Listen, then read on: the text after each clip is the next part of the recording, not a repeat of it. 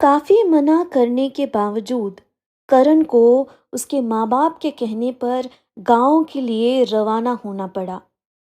वो चाहते थे कि चाहे एक दिन के लिए ही सही, पर करण इस बार दिवाली उनके साथ मनाए।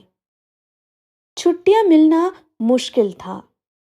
मालिक वैसे ही बड़ा ना नुकुर करते रहते हैं। सही वक्त पे पगार देना मानो उनसे उनकी जान मांग लेने जैसा है। जब गांव से निकला था तब रफीक भाई के कहने पर कुछ 40-50 हजार रुपए का जुगाड़ किया था करण। उसे क्या पता था कि उस अनजान शहर में रहकर अपने परिवार के लिए जो भी सपने उसने देखे थे वो यूं टूट के बिखर जाएंगे। सिद्धू को पीछे अकेला छोड़कर बस माँ बाप से मिलने के लिए आज करण निकल पड़ा था। अपने घर के चौखट तक पहुंचते ही उसने अपने बूढ़े बाप को चारपाई पे बैठे हुए देखा। वो उनकी तरफ कुछ दौड़ता हुआ पहुंच के बोला, क्यों बापू, सर्दियां आ रही, उमस की वजह से बीमार पड़ गए तो अंदर नहीं बैठा जाता क्या आपसे? कमलेश जी ने धुंधली निगाहों से अपने घर के एक लौते चिराग को देखने की कोशिश की और फिर जवाब में कहा, क्यों, बुढ़ापे में बाप का बोझा ना उठाया जाएगा क्या तुझसे? आप भी ना बस बातों के बादशाह हो। इतना कहकर करण अपने बाप के चरण स्पर्श करके उनका आशीर्वाद लेता है। अरे सुनती हो लक्ष्मी, बाहर आओ, देखो कौन आया है। साहबजादे कल आने की जगह आज आ रहे हैं, वो भी इतनी रात को। कमलेश जी को बीच में ही टोकते हुए लक्ष्मी दहलीज से बाहर आते हुए कहती है, अजी चुप भी रहो, आते ही मेरे राजा बेटे के पीछे हाथ धोकर पड़ जाते हो। देखो कितना दुबला हो गया है, खाना नहीं खाता क्या वहां पे? ये आंखों के नीचे गड्ढे पड़ गए हैं बेटा। मैंने पहले ही मना किया था, दूर विदेश में ना जा, यहीं पे खेती बाड़ी कर ले, पर तूने मेरी एक न सुनी। लक्ष्मी जी करण के माथे पे हाथ फेरते हुए यूं ही काफी कुछ बोलती गई, पर उन दोनों में से किसी को समझ नहीं आया कि सांझ के अंधेरे में करण की आंखों से आंसू बरसते जा रहे थे। चल बेटा, मुंह हाथ धो ले, कुछ खा ले, फिर तीनों मिलकर दिवाली मनाएंगे। करण सर हिलाता हुआ घर के अंदर चला गया, पर जाते हुए उसे अपने माँ बाप को आपस में कुछ फुसफुसाते हुए सुना। उसने फोन पे दिवाली के बोनस की बात की थी, पर उस बारे में तो कुछ बोला ही नहीं। आप बस भी कीजिए, कभी तो दिमाग का इस्तेमाल किया करे। अभी अभी वो घर में आए हुए 2 मिनट भी नहीं हुए और आप आते ही हिसाब किताब लेकर बैठ गए। कमाल करती हो भाग्यवान, इस साल जमींदार को पैसे नहीं दिए तो वो हमारी आखिरी पूंजी भी हमसे छीन लेगा, हम सड़क पे आ जाएंगे। बस इससे आगे एक और शब्द नहीं सुनना चाहती मैं, उसको चैन से सांस तो लेने दो, आए बड़े। बस यही एक सबसे बड़ी वजह थी कि करण को अपने घर परिवार को पीछे छोड़ नौकरी के तलाश में शहर जाना पड़ा था। करण की पढ़ाई पूरी करवाने के लिए उसके बापू ने अपनी सारी पूंजी लगा दी थी।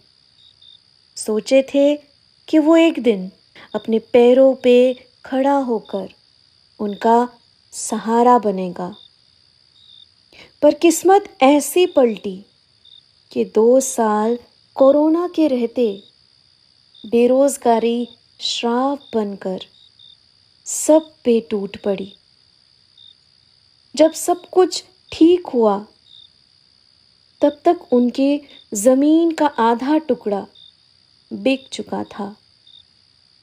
करण दर बदर भटकता हुआ आखिरकार रफीक भाई तक जा पहुंचा। उन्होंने पहले काफी सारे ख्वाब दिखाए कि शहर में उनके पहचान का आदमी है जो किसी बड़े से दफ्तर में उसे कोई ना कोई काम में जरूर लगा देगा। पर कुछ ही दिनों में उन्होंने करण और उसके दोस्त सिद्धू से नौकरी लगवाने के बदले मोटी रकम का घूस मांगा। करण इसके सख्त खिलाफ था, पर बापू की सेहत दिन ब दिन बिगड़ती जा रही थी। उनकी आंखों का ऑपरेशन, माँ के दिल का इलाज गांव में बैठ के सालों साल खेत में मजदूरी करके भी पूरा करना नामुमकिन सा था। थक हार कर बापू ने खेत का बचा हुआ टुकड़ा और एक लौती छत भी करण के भविष्य के लिए आखिरकार गिरवी रख दी। इस बात को 7 महीने बीत चुके थे। करण कड़ी मेहनत करके अपने माँ बाप के लिए पाई पाई जोड़ रहा था। पता नहीं आज के बाद वो फिर कभी अपने माँ बाप से मिल पाएगा कि नहीं।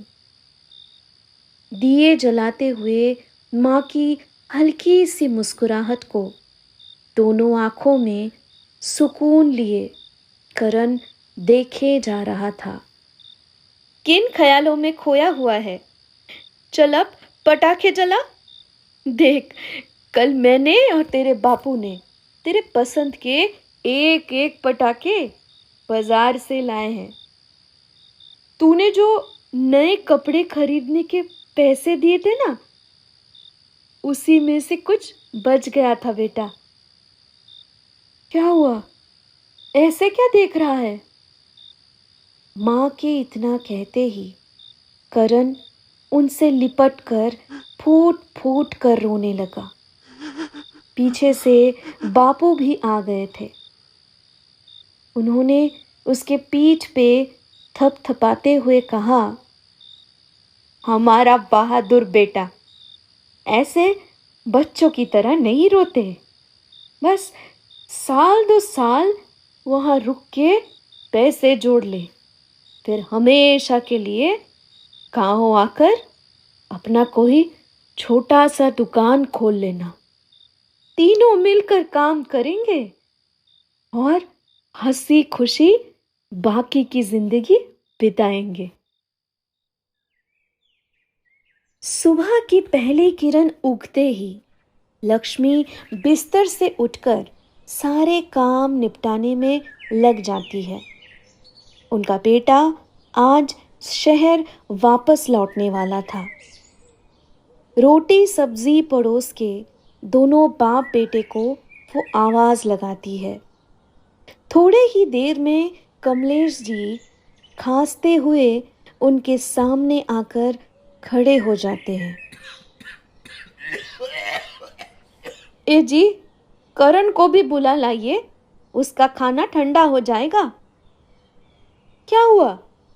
ऐसे टुकुर टुकुर क्या देख रहे हैं? बुलाइए। पता नहीं, जब मैं नींद से जगा तो वो बिस्तर पे नहीं था। बस फिर मैं बाहर उसे ढूंढा तो वहां भी नहीं दिखा। आखिरकार उसके नंबर पे कॉल किया तो वो स्विच्ड ऑफ बता रहा। यहाँ कमरे से उसका बैग भी गायब है। ये क्या अनाप शनाप बोले जा रहे हैं आप? कहीं मेरा बेटा शहर तो नहीं लौट गया? जरूर उस जालिम मालिक ने उसे बुला लिया होगा। जल्दबाजी में बेटा हमें परेशानी ना हो, इसलिए बिना जगाए ही निकल पड़ा। लक्ष्मी की बातें अभी खत्म भी नहीं हुई थी कि दरवाजे पे किसी ने दस्तक दिया। दोनों ने हड़बड़ी में बाहर आकर देखा तो वहां पे सिद्धू खड़ा था। अरे बेटा सिद्धू, तू कब आया? ठहर जा। अच्छा, अब मैं समझी। करण जरूर तुझे ही लाने बस स्टॉप तक पहुंच गया होगा और यहाँ हम दोनों पता नहीं क्या क्या सोच रहे थे।